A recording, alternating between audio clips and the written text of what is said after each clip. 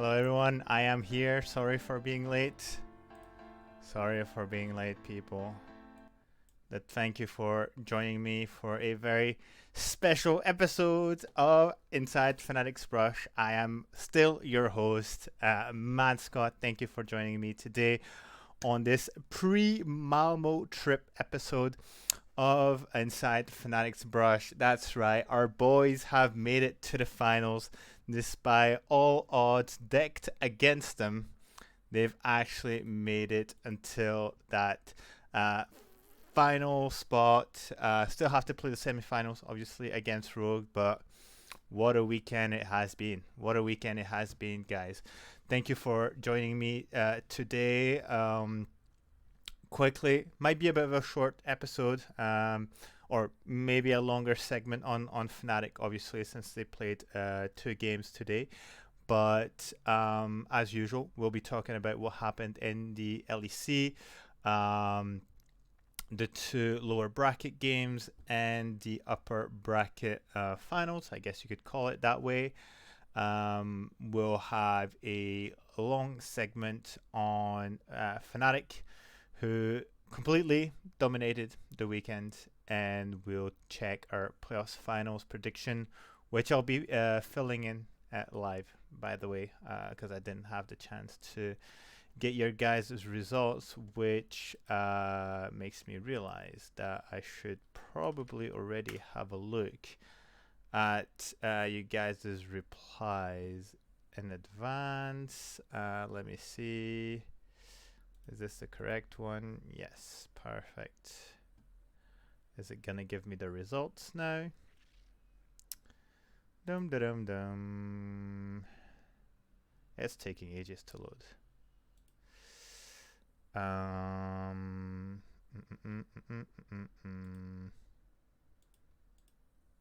Yes, we do have them. Awesome. All right, let's do this, guys. Let's jump in right into the action with LEC Playoffs. This is it. Our final 3 have been decided. This weekend we had Fnatic versus Misfits on Friday, G2 versus Rogue on Saturday, and finally Fnatic versus Mad Lions on Sunday to determine the last ticket to Malmö. Not going to talk extensively here about the games from Fnatic, but I will go first and foremost over G2 game. Well, actually, before that, the overall trend that's been last weekend was basically stomps. All team got stomps. The biggest score we've had was 3-1, but even in that game, there was a below 20-minute game, which I'm pretty sure is a record for the split, if not the season altogether. So pretty impressive. Pretty impressive that happened in the first place. But yeah, let's talk about the G2 game. Obviously here, G2 versus Rogue. Now, for me personally, I was expecting a game that was a bit more competitive, where it could have gone to 3-1, maybe 3-2, especially with the showing that Rogue had in their game versus Mad Lions. Obviously, quite back and forth, but in the games that Rogue won, they looked, I wouldn't say dominant, but their execution was rather clean overall. Obviously, you still had Malrang having the weirdest builds ever and just refusing to complete an item and instead bang a bazillion pink wards and having just the weirdest builds, like a lot of utility but lack of damage, which basically means you have to rely a lot on your teammates to carry the game afterwards, where I feel like he's able to bring that carry potential to his team in the first place. So yeah, a bit surprised that that's been the way they've approached the games, at least this playoffs so far. Because it hasn't worked. It hasn't worked against G2. G2 who's, you know, I mean, so far in this, towards the end of the split, have looked definitely very dominant, and one of the favorites to win it all. But I was hoping that Rogue would actually put up a fight. What happened instead is that they got completely cleaned, and even in the games that they started having a lead, they were unable to close it, and they would just make the weirdest mistakes ever. Sorry about that. But so we take the first game.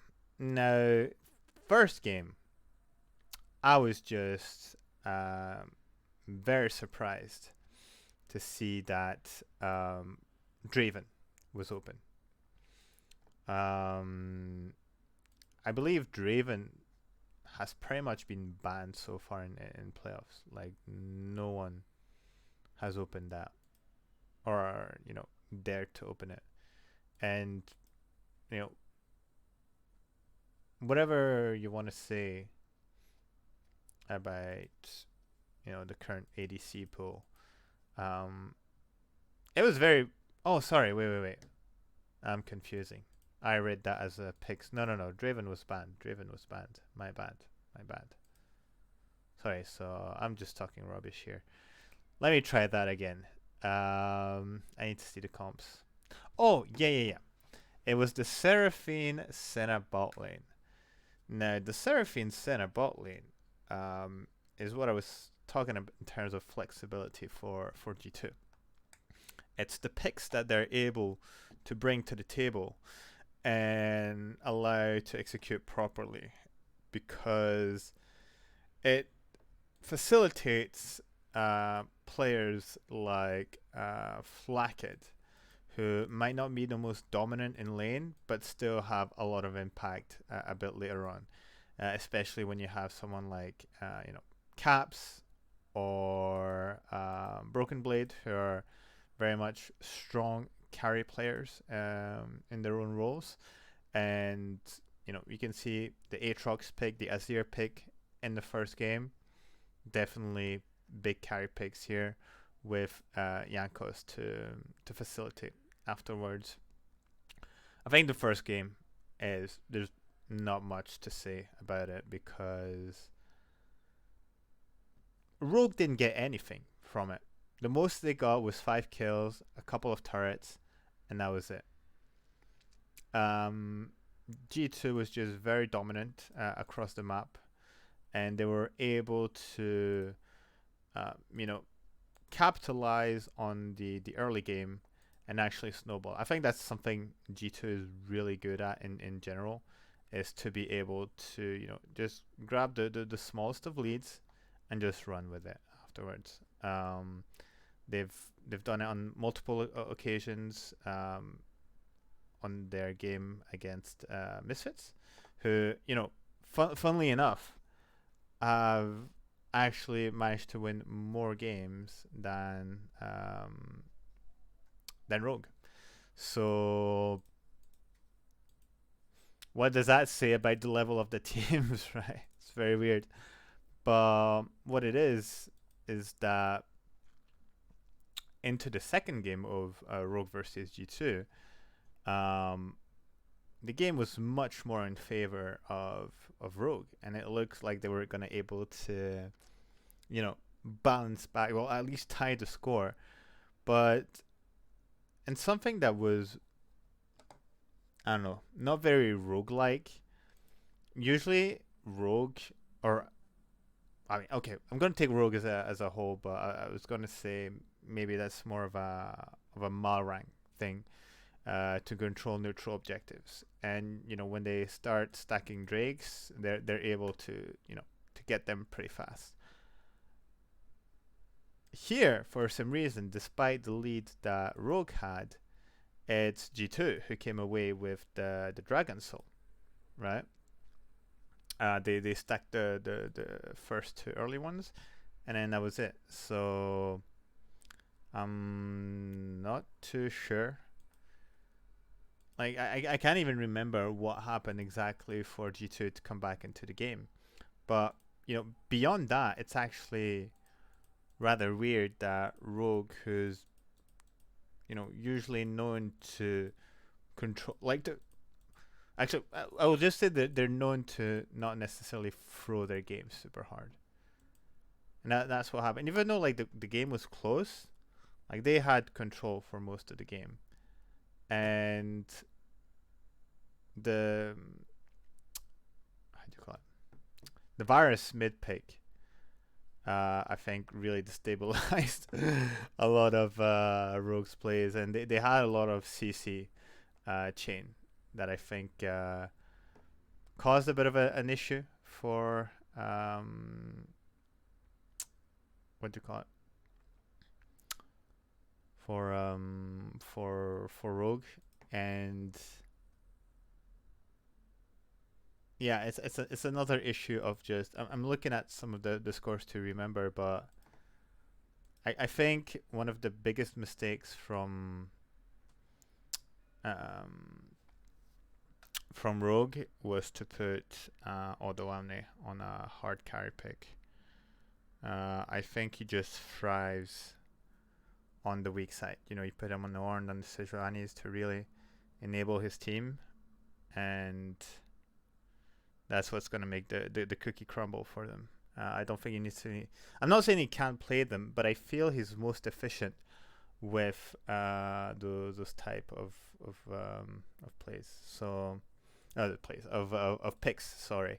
So yeah, that's what really surprised me in the draft, is that instead of just putting some really hard carry picks on I mean they did. I mean they put the Severe, the Azir, but in that case, just put a Norn, a Sejuani, especially since like Rogue are the ones who banned it against themselves.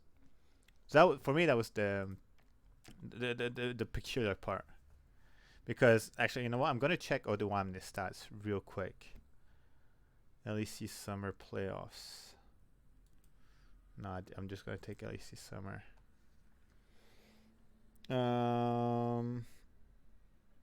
Huh. Okay, maybe I'm wrong then. He has only a 25% win rate on the Ornn, and he's much better on the Gangplank. Has Gangplank been banned against him? That's weird. He has 50% win rate with Ornn on the playoffs. Huh. And Nar wasn't banned against him. That's interesting. That's interesting. That's interesting.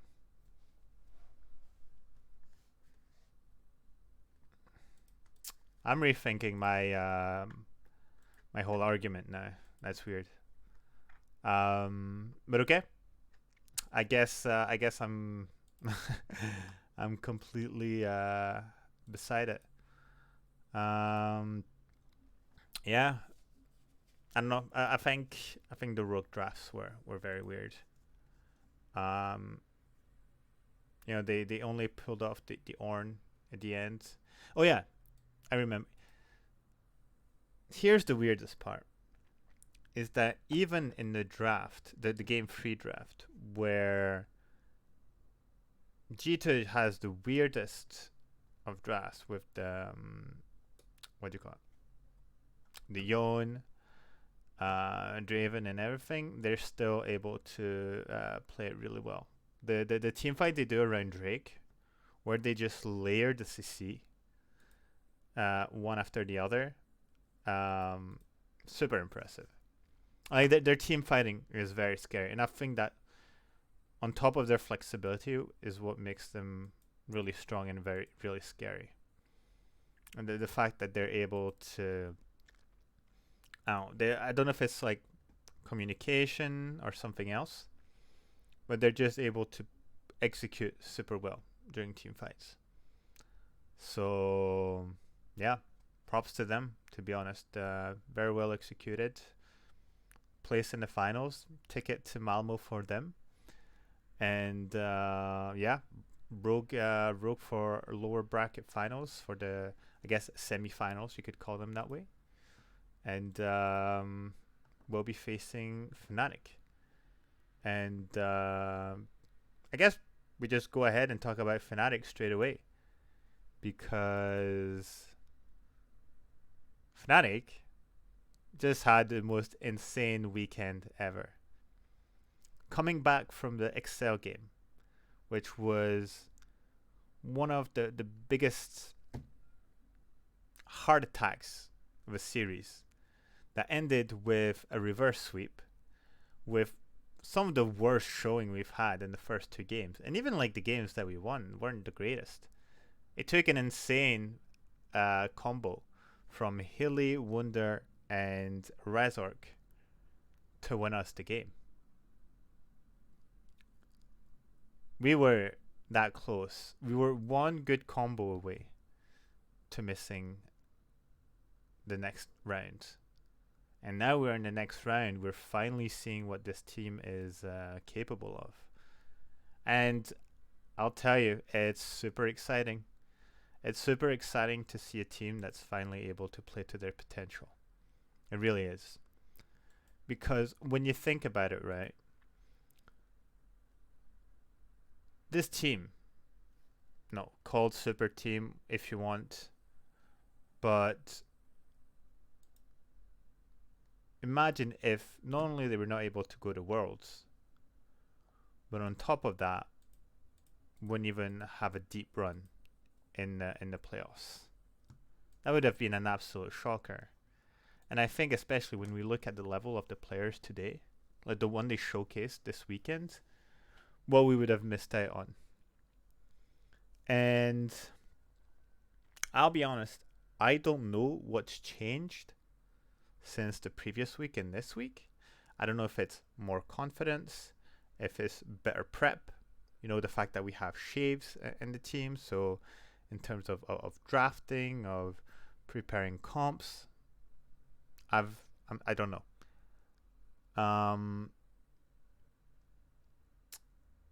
What was I gonna say? Yeah, and or if it's maybe an improved synergy amongst the players, like they get along better, they're on the same page. But there's a lot of positive aspects that I've seen in both of these games that we haven't seen for most of the playoffs, basically. Most of the regular season, the regular split, I should say. Starting with the Misfits game. Misfits game. Well, there's a few things. Right? The first thing, I think, if we start from the beginning, the fact that we go with the Kalista pick, which obviously Upset is able to play those picks, but apparently he hadn't played it in a few seasons, if I'm remembering correctly. That was specified on the desk. But the fact that he's able to pull it out, be super dominant, and just wreak havoc on the mid game, that was a great thing to see. Especially since Misfits were smart, they banned the Lucian, so we can go with our patented Lucian Nami bot lane. And I personally was a bit afraid because they let open the Akali for Vito, and usually Akali for Vito means it's carry time, So when he gets his pick and he goes absolutely mental, that's usually when it gets a bit dicey. So the game was played super well from start to finish on this one, where they dove bot lane over and over, helping Upset get super far ahead in terms of gold itemization. I believe he's like roughly an item and a half ahead of Neon, who really can catch up. Wunder, who I don't know, just Giga Chad his way on the 4-man top dive. Um, I mean, guys, you have to watch it again. You have to watch it again. The series of moves that he does between his Q, his ulti, and his knock up, perfection, perfection, perfection. And even the humanoid was an absolute threat. Now, there was this part where they started throwing it, they got caught on the top side. But even then, like, I'm pleasantly surprised that even though they trolled a little bit, they went full circus, that the phase that happened after this, after everyone getting cut off, that they were able to come back into the game and just close out the game. So not just delve even deeper into the clownness that was starting to appear, but instead being like, okay, guys, we've had our fun. Let's get back onto the rift together, and get the Baron, just close out the game. And that was super clean. That was a super clean game one.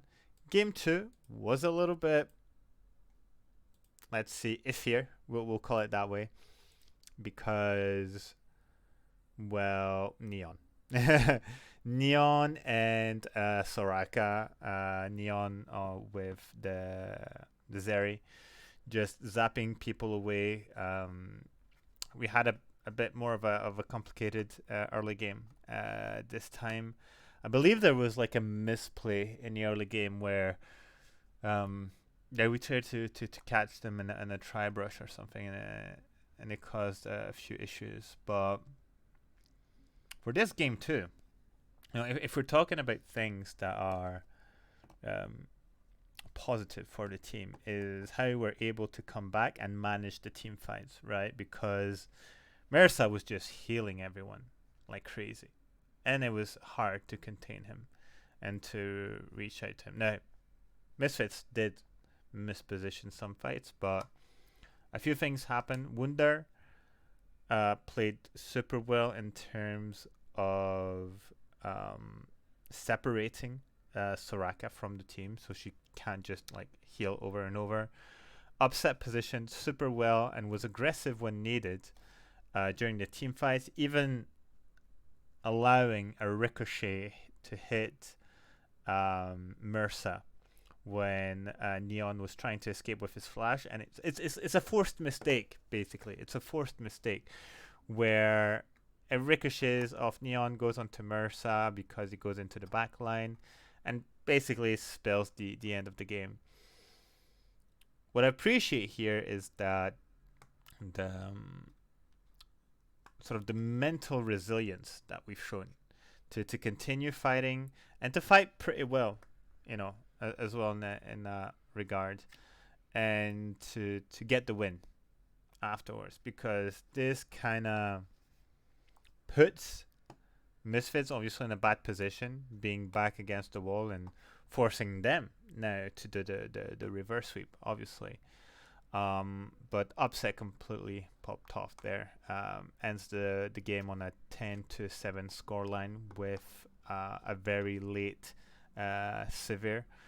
So yeah, no, I'm just a very impressive game from him. And final game against Misfits this time. They make the mistake. Here's, I think, on this final game, and there was the same pattern against G2, is that they completely forget how to draft, and VTO for some reason puts himself on the core key, probably sees something in it, because it just doesn't work, but they for some reason forget what Upset did during the final week of Summer Split, and they let him have Zeri. And I don't know. I don't know how you let Upset have Zeri, because he completely ran all over them. 25-minute game, and it was over. It doesn't help that on top of that, Wunder has an insane game, and Humanoid just crushes his lane on his Orianna. When he's on control mages, it's absolutely lethal. It's super exciting to watch him play and just push the lane with zero efforts. And what I liked about the final game is that it just encompassed all the progress that was made by the whole team. Like, everyone played super well, you know. Obviously, I think it goes without saying that Upset was definitely the MVP of that series. Sorry, guys.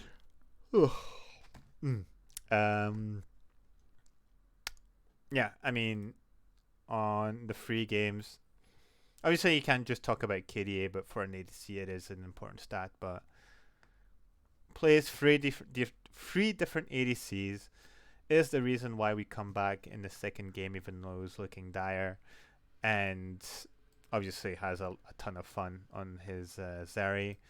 Goes 7-1-5 on Kalista, 10-2 and 7, even though it was a high def game on the Sivir in game 2, and goes 14-1 and 5 on Zeri. Absolute menace. Yeah, 28,000 damage game 3. I'm looking at some stats here. 82,000. Jesus Christ. That is absolutely cracked. Yeah. No, impressive. And, you know, from that game onwards, well, as we go into facing Mad Lions. Now, you know, Mad Lions definitely, I'd say, a stronger position than Misfits. We're a bit of a competition, definitely. You know, Elioya, great jungle. I mean, actually, you know what? 4 out of 5 of the players were number 1 team all MVP. So that's how good they are. Excluding Armit, that wasn't part of it. And they have the MVP with Niski, MVP of the split. Decent.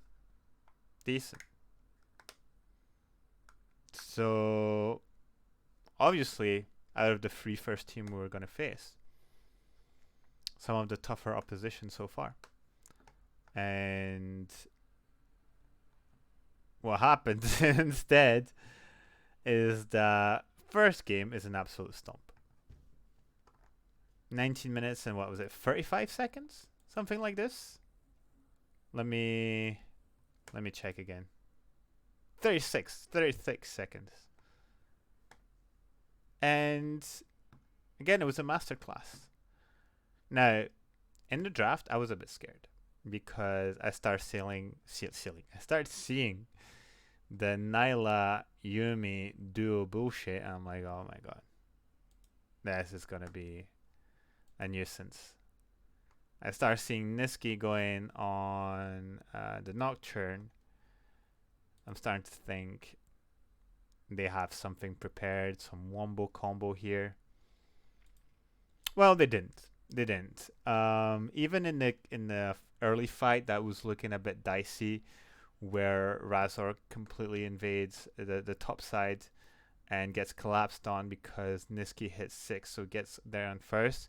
Razork absolutely outplays the situation. He smites the Gromp to survive a bit more, places a super pillar in front of Armut to prevent him from doing his slice and dice into both Wunder and himself, and allows Humanoid to rotate and collapse onto Niski to get the kill. Humanoid played a superb Victor, by the way. I'm so impressed by him. But we just said, listen, we're not here to have fun or what. We're just here to win a game. We just capitalize on every team fight. And team fight on the top side with Shelly, that we win. I believe we kill like 2-3 people. We just somehow managed to push it into their base, get a charge on one of their turret of the Nexus, and close the game in 19 minutes.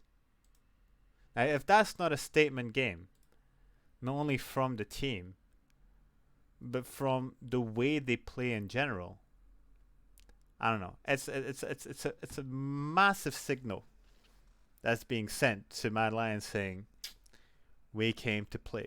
We came to play today." And obviously, into the next game, Mad Lions, fixed their comp, heavily basically camped the top side, which I think was very well played from them, preventing Wunder to take over and really, go even with Armwood's Aatrox, because I do believe that Aatrox wins the Gwen matchup here. But Wunder was still playing it somewhat well. Still finished with above CS than him, even though he's playing. And a bit like the game 2 from Misfits, we were resilient that game. We managed to catch some people off, to come back into the game, grab a Drake when they were just like free stacking, and it felt like we were getting some momentum. It took, unfortunately, a very dumb play, in my opinion, when we were defending a pink ward against their ward for them, and we were like skirmishing over this, and we just got caught by their chain CC. And everyone from the team is like trying to save the situation, but it's basically like, the karate movies where there's like one guy who comes to fight the protagonist one after the other, and they just get picked off. And from there on out, we kind of lose the, resilience, the grasp we had back into the game, and Mad Lions win this one, unfortunately. So, I mean, I'll say it wasn't too bad of a game, because we still managed it was comebackable, really. Still made some silly mistakes, and eventually ended up losing the game, but it wasn't like an outright stomp like it was in the first game against them. So some positives still. Third game I thought was actually quite interesting one, because it was even all along, right? Is that even though we were getting kills, they were getting ahead in CS, and I believe they were like Mad Lions was playing the map much better than us. Like they were getting more turrets. They're more turrets and faster turrets. They were moving as a group, and we were kind of lagging behind. However, a couple of team fights made it that we started coming back, stacking some Drakes and all. But in particular, the Baron fight. Actually, two moments. The Drake fight, where Humanoid steals the Renata ult and ults them on the little escape route into the bottom jungle to completely split the team. Perfect. Team fight in the Baron, well, around the Baron, I should say. Same thing. Actually, he uses two ults. He first starts with the Renata ult to again split the team, manages to catch Unforgiven Kaiser. Was it Armut or Elyoya?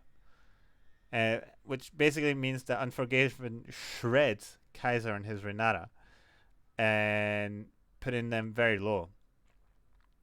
We try to go back and forth, but it's very hard with Niski's Cassiopeia's miasma, which basically prevents any hard engage to go through or to be escaped.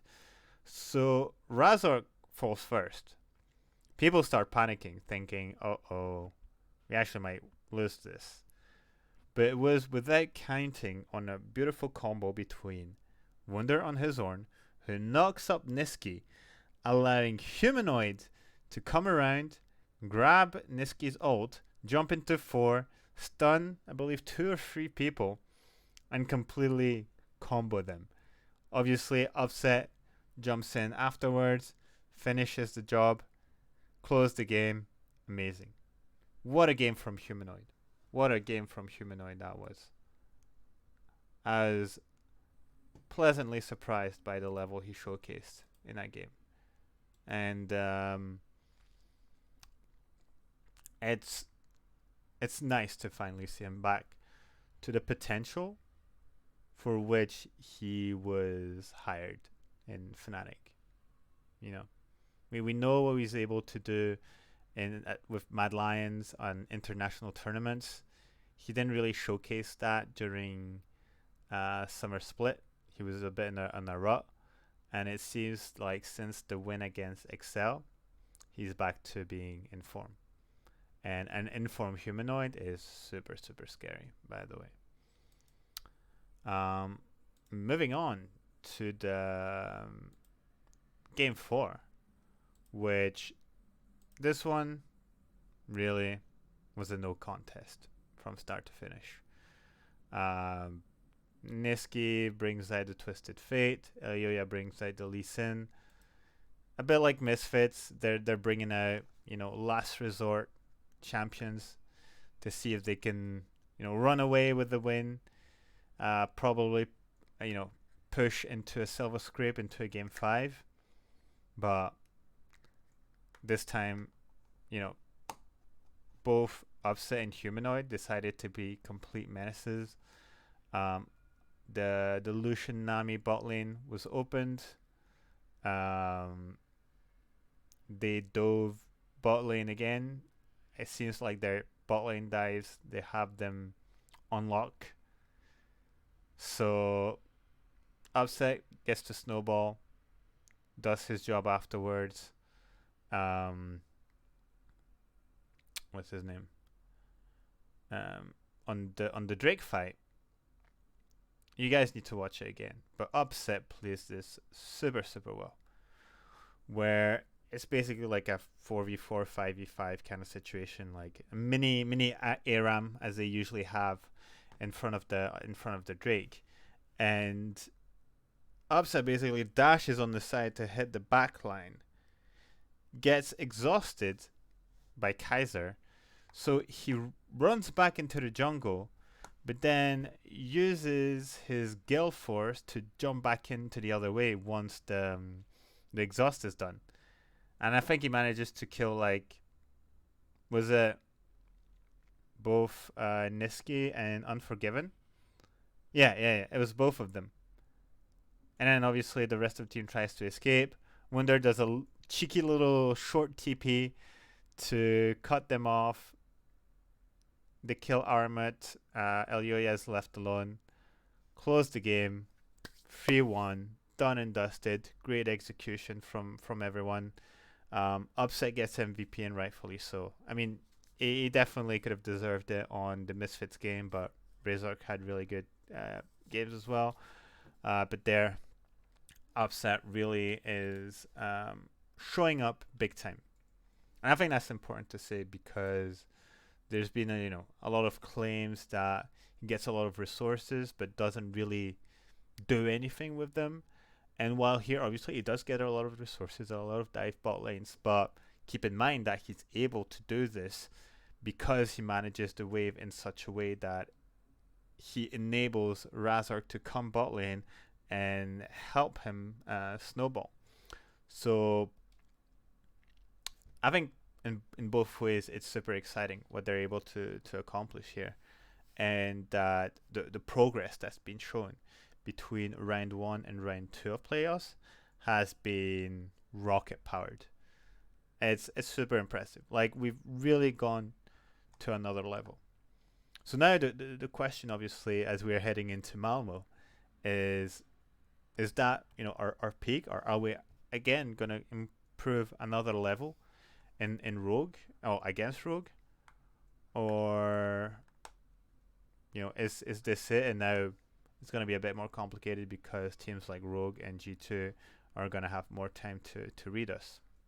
I don't know. I know that that's one thing that Mac complained about, was that because we freed Misfits, they weren't enabled to see what type of picks we would have on the blue side, how we would manage our draft on the blue side. And Fnatic, I believe, is one of the teams that won the most on the red side during regular season. So they have that little advantage going forward. So Rogue again is a different beast, but Rogues in playoffs has some form of curse, basically. They usually end up top of the standings in a regular season, and then when it comes to playoffs, I don't know what happens. They completely lose their groove, all the stuff that made them successful, and they look like a different team.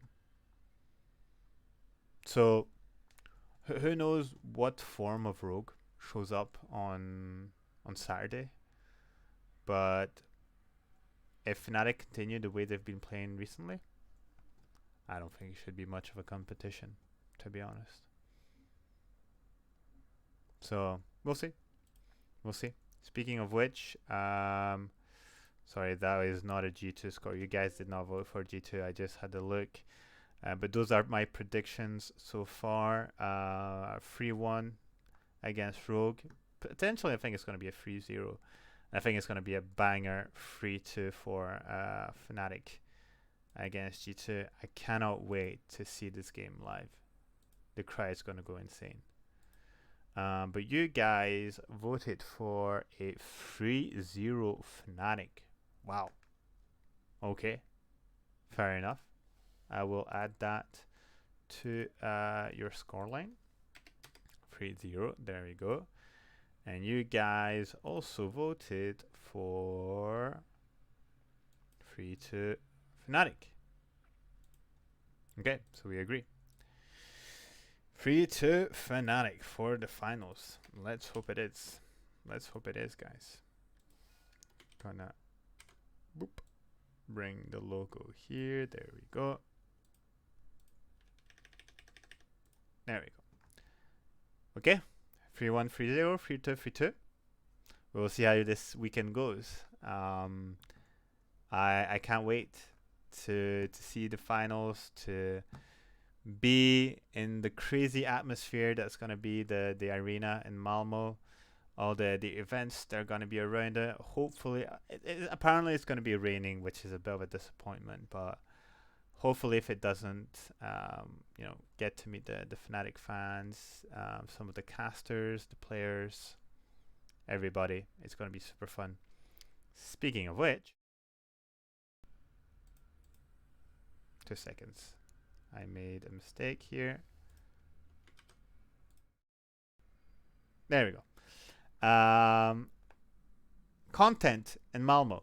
I spoke about it on the Twitter account, but I'm gonna try to do a few pieces of content while I'm in Malmö.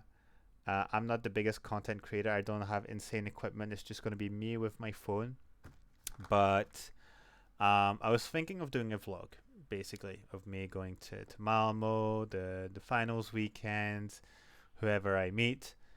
What I would like to do, if you're not watching right now, or maybe if you manage to catch the podcast, if you're on your way to Malmö, or if you're already there and you decide to watch it before the finals, and if you do, I appreciate it. I would like to catch you guys, the viewers, and do small interviews, talk about what makes you a Fnatic fan, all sorts of things, and include you in the vlog if you're okay with that. Just so I get to meet you guys, get to chat with you, and really make it about the fans. So if you guys are down, you'll see me in the arena, you'll see me at the expo with my jersey, Matt Scott in the back. Just tap me on the shoulder, come say hi. I promise I won't bite.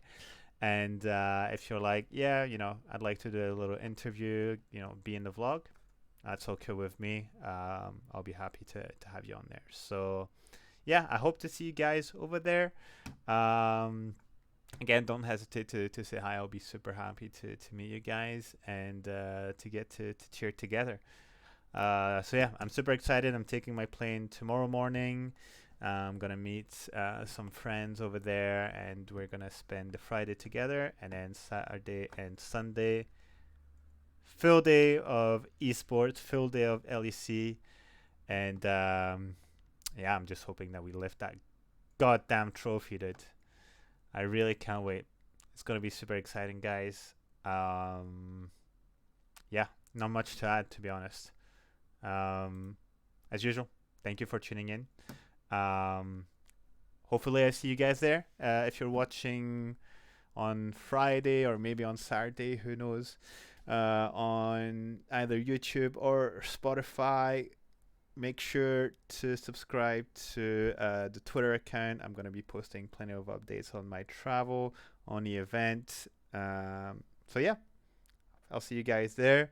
If not, enjoy the game from home. Try to catch a viewing party if you can. And let's celebrate hopefully what will be Fnatic's 8th trophy and their first trophy in the era of the LEC. I believe we can do it. So guys, see you in Sweden, see you in Malmö. I'll catch you over there. Enjoy the weekend. Go Fnatic, always Fnatic. See you guys. Bye bye.